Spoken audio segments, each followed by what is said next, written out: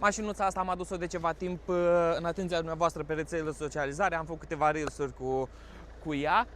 DS7, design absolut fantastic. Am fabricație 2019, 1.5, diesel 131 de cai, o motorizare foarte fiabilă, cutie de viteze automată, 165.000 de kilometri avem la bord.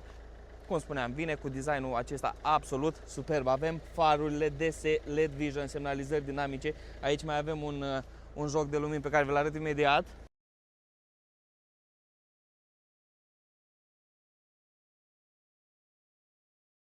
Daylight LED, Adaptive Cruise Control, Front Assist, Lane Assist și Blind Spot ca elemente de siguranță.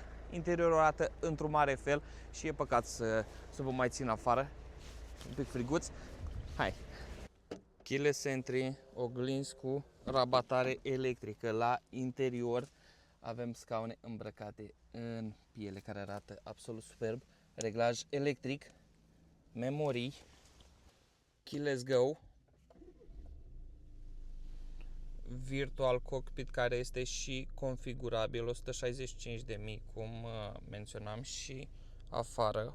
Poziția butoanelor pentru deschiderea geamurilor, blocarea ușilor, blocarea geamurilor sunt așezate aici pe consola centrală. Avem moduri de condus, sport, eco, cutie de viteze automată, cum vă spuneam, aici un spațiu de depozitare care vine și cu încărcător wireless, dublu climatronic, sistemul multimedia, sistem de navigație,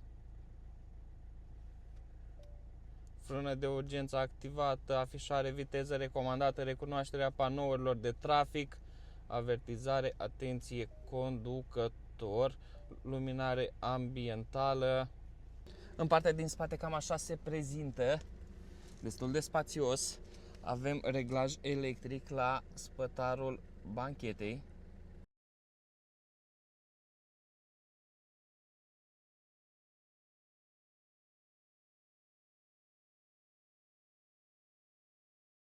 Avem un portbagaj destul de spațios, haionul este acționat electric și vine inclusiv cu funcția deschiderii cu piciorul.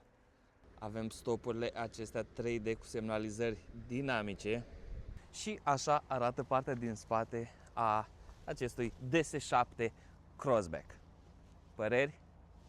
19.900 de euro prețul acestui exemplar, TVA inclus și deductibil, se poate finanța în rate cu avans 0, se poate finanța în leasing persoană juridică, garanție 1 an de zile, numere provizorii incluse. Dacă mai aveți alte întrebări, numerele de telefon sunt acolo jos. Pe curând!